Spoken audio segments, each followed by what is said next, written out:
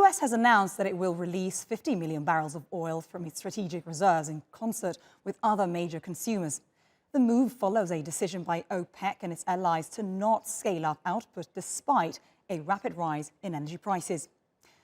The US, China and India are among the countries that will release strategic oil reserves, which are meant for emergency use. But OPEC and its allies have warned that they'll retaliate by further restricting productions. Analysts say a resurgence of COVID-19 cases in Europe and other regions may also dampen economic growth as well as demand for oil.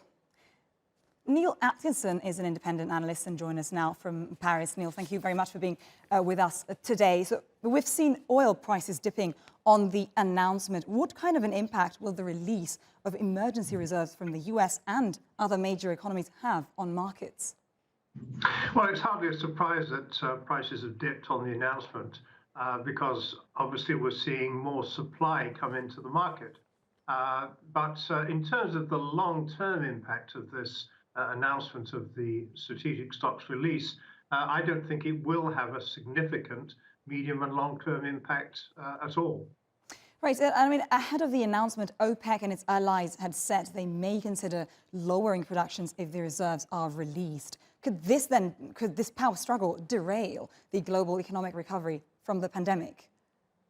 Well, I mean, even before we started to read about the idea the United States had to make a strategic petroleum reserve release, analysts were expecting that the oil market was going to move into surplus. And this is not a secret. This has been on the cards for several months now.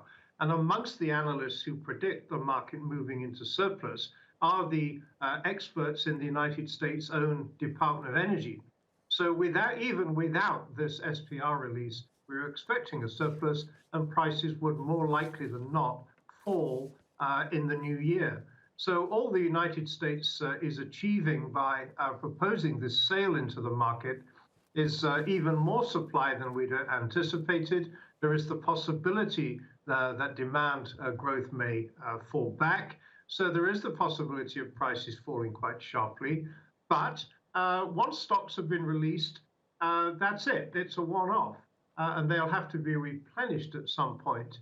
And that raises issues about the impact on the market as we move into 2022. Neil Atkinson, thank you very much for this analysis and thanks for being with us today.